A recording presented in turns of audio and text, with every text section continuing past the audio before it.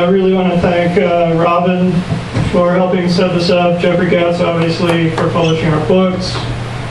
Really want to thank Jonathan for coming out, and Aaron for opening for us, and the other Aaron and Becky and Christy for hosting us, and all of y'all for coming out. The title of the book is Fieldwork, Notes, Songs, Poems. So those were a couple of the songs, and they are actual songs, and had to write a little bit more lyrics and some chords for them, but they are in the book. So now I'm going to read the notes part, maybe a poem or two, and then we'll welcome Robin Brox up here.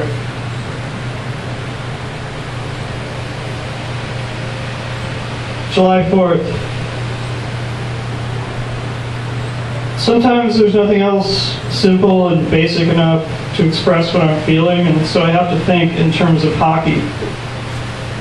The skating, the moves, the turns, the shooting, the puck hitting the back of the net. July 8th. Yeah, some of these are very short, so don't get your hopes up. As soon as I stepped outside, the music started inside me as though it had been waiting for me all along. July 9th. I gave those young women the wrong directions to get to the museum as they stopped me from the window of their Jeep driving west on mission. And even though one of them asked me again, turn right, and I realized just then I was wrong, I didn't correct myself because I was more concerned with her believing me than actually being right.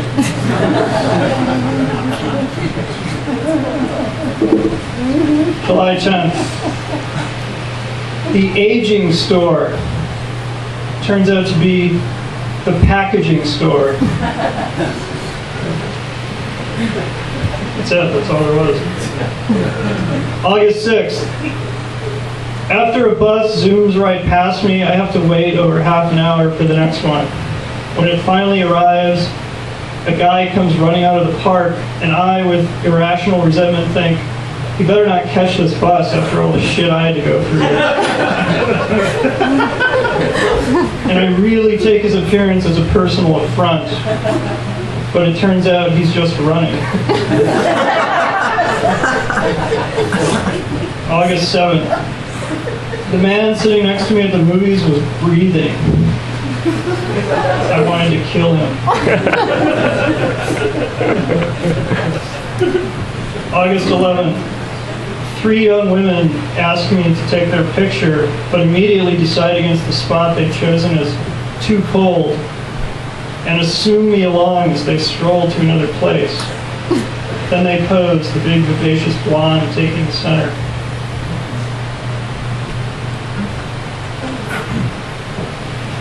December 11th, on 17th and Shotwell, a woman backed her beat-up Honda into a spot, parked, turned, and looked frankly into my face as she sang in a screechy voice, "You want it, you got it, you want it."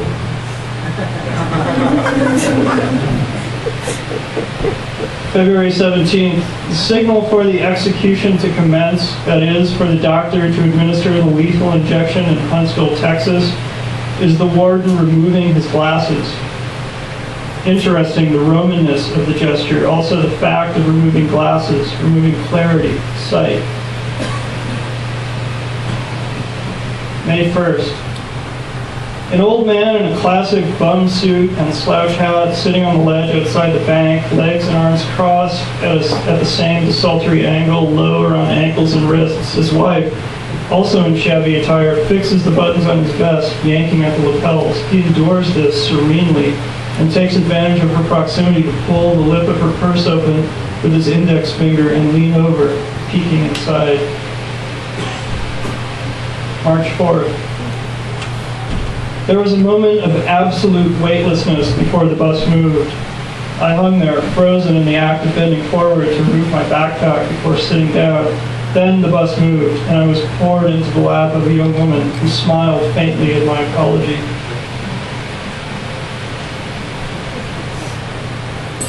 August 13th.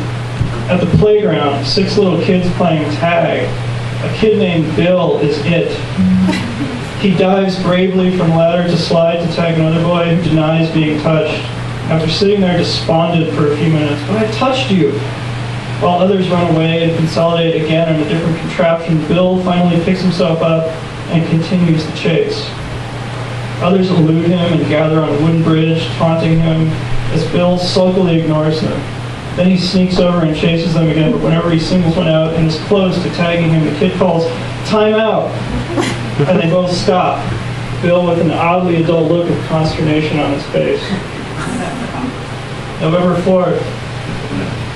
I was an avid advocate of rinsing until recently.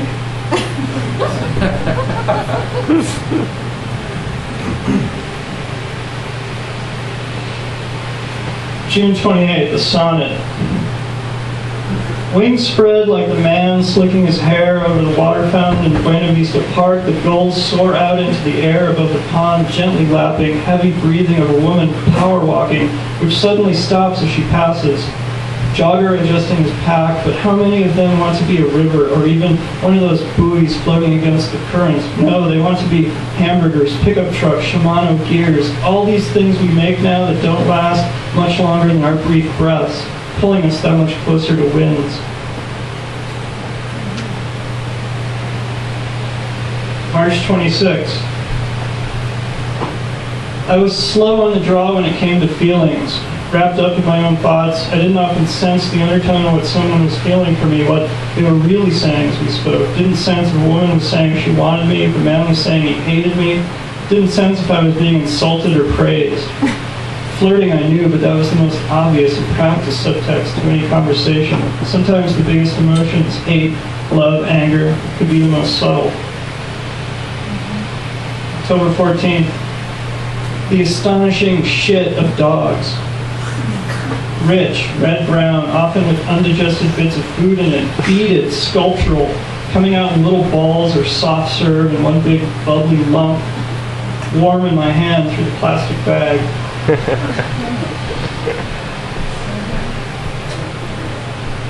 October 3. I want to write a poem, a Robert Logia poem, about a guy with a pot belly, making it work somehow is a sexy thing.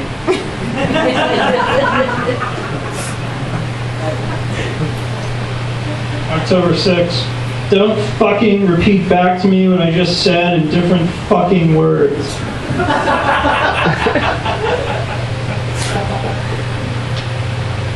I'll close with this one, April 2nd. In the library by the windows, a girl sat with her back to me at the next table reading a book. A boy sat down at the next table after this, so that the three of us formed a line with her in the midpoint.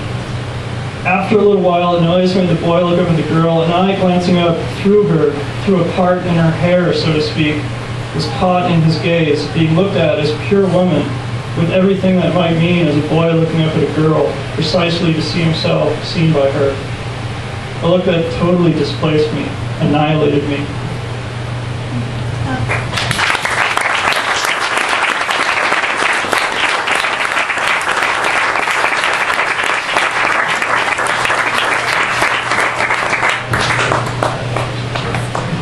So Robin F. Brox is a poet that I've taken great delight in getting to know over the past few years. She writes a blog, Ice Hockey Check, that focuses on the Sabres and hockey in general. I've gone to her house to watch playoff games. Last year, her husband Todd was generous enough to surrender his half of their season tickets to allow Robin and me to see the Sabres take on my beloved Red Wings at the formerly HSBC, now some other bank, arena. Center. The pinnacle of our shared hockey experience, however, was undoubtedly the couple times we went to the World Juniors, held in Buffalo last year. While the games were good, the real highlight was Robin's world-class heckling of the thousands of Canadian fans nervously waiting outside for their team to take on Sweden. Ronnie was there. As we walked past them, Robin improvised a series of clever taunts, at times falling back on the reliable, "Let's go Sweden!" to whip the red and white, face-painted and flag-waving crowd into a frenzy. Her new book, Sure Thing, has a similar effect. Bear with me. Bodies bound and unbound, nature loved and reviled, as Jonathan Skinner notes on the back of the book, the interplay of affection and repulsion and attention, both heavenly and subterranean. I would add that there seems to be a push and pull between surface and depth in the poem, something akin to what I've heard called the submerged narrative in Paul Wynn's poetry, a sense that there is a narrative thread, a sequence of events or observations being alluded to, but a recurring disjunct at the level of language keeps us as readers from settling into that too comfortably. Not unlike those Canadian fans, we are provoked, puzzled, and challenged by Brox's poems.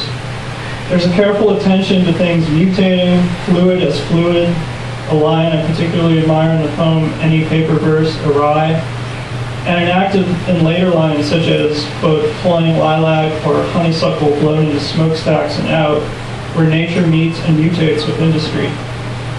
Robin studied with Robert Creeley and counts Alice Notley as one of her poetic tribe, though characteristically she lists the NHL between Notley and Rilke in her acknowledgments of poetic references in the back of the book.